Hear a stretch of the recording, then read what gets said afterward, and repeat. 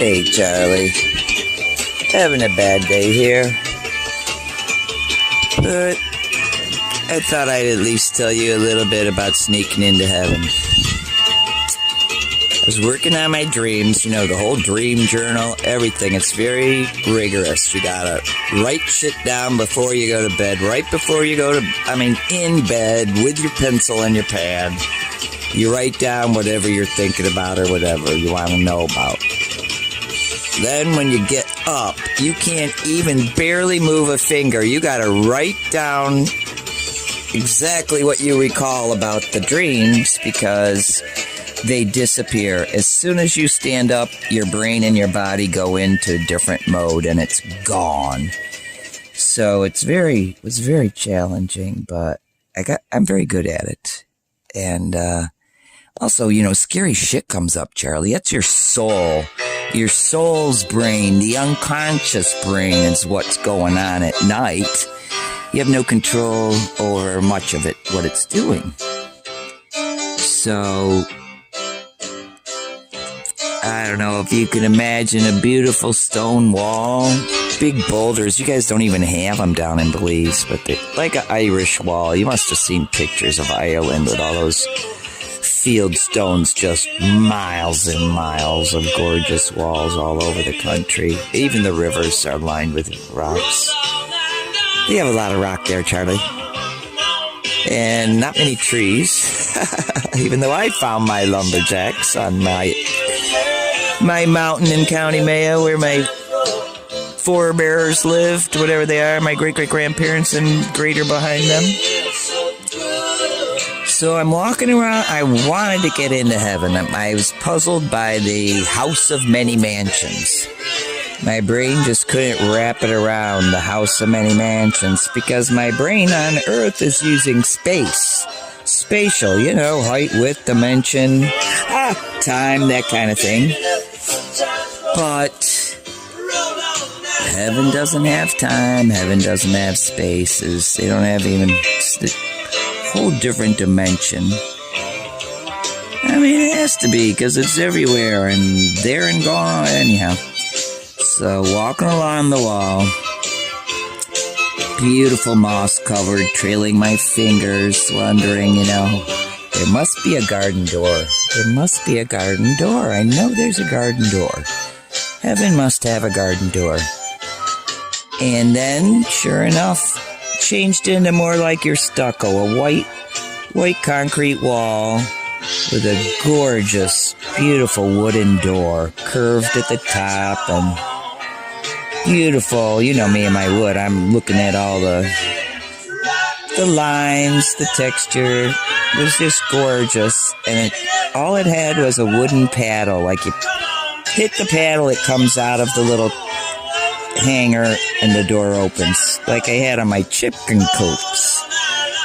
And I put my hand on the doorknob and I started praying. I was like, dear Lord, you know I'm not sneaking into heaven. No one could sneak around you. My angels, St. Peter and all my saints. If I'm meant to go in, the door will open. If I'm not meant to go in, it won't. Of course, my dream, Charlie. Of course, that door opened, no problem. One finger on that little wooden knob, and it opened up. And of course, you know, I didn't just walk boldly in there. It was heaven I was sneaking into, so I peeked in, and there, right there, beautiful. I can't really explain it even, but St. Peter.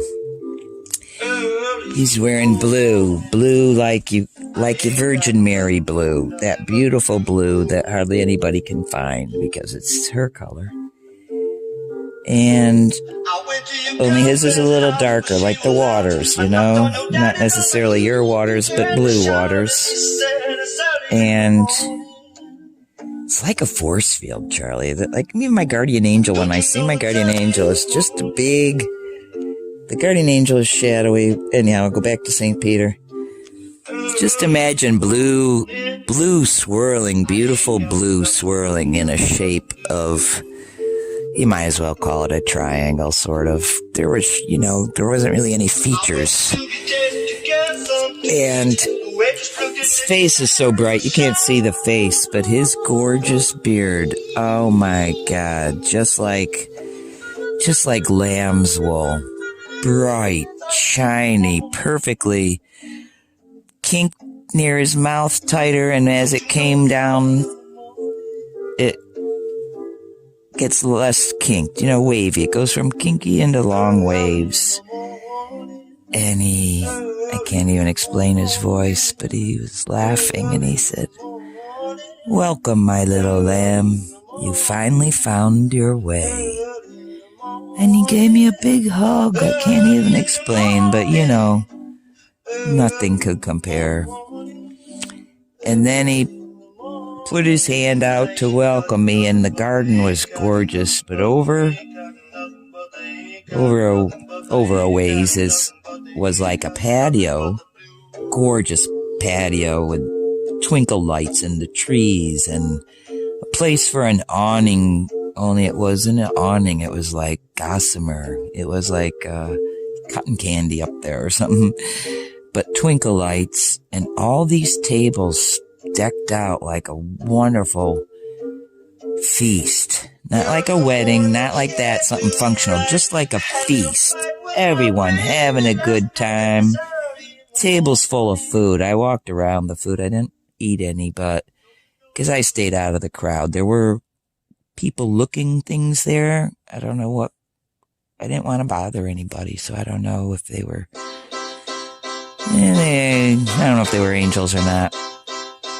It might have been. You have to understand, my heaven has 7 layers in there. You come in at the bottom. Anyhow, I was at the House of Many Mansions back door. I was at the garden entry to the House of Many Mansions. And, of course, anybody who looked at me smiled and put their hands up in greeting. But I had a mission to see this House of Many Mansions, so after touring the garden, kind of, to the sidelines, I got to the gorgeous big doors, double doors, like a mansion, big fancy place, tall, like 3-story tall doors. They were giant, bigger than any church or anything you've ever seen. Just giant doors that, of course, open automatically when you walk up. It lights up beautiful, rosy yellow color, like the peace rose. You've seen a rose that goes from pink to yellow? That's what the doors, gorgeous color. They were still wooden and glass kind of looking stuff, but they glowed.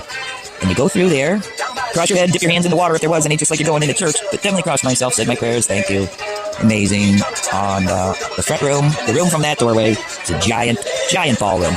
Like all beautiful stone and marble, huge fireplaces at each end. It was a rectangular room, long to the side and short across. Nobody in there, but lovely little sitting areas, like over in the corner. Little couple chairs and a table, beautiful upholstery, of course. Think of historic or antiques or something, and beautiful reds and goldens, and each little setting had its own little colors, all right, because I'm a big color person. So there was a blue sitting area, a little beautiful pastel yellow and pink area, a blue, did I say blue? Beautiful royal blue, whatever, Virgin Mary blue, and a green one over the side, a beautiful like moss, emerald green, like an emerald, like a jade even, totally, a jade color, emeralds and jade, beautiful greens.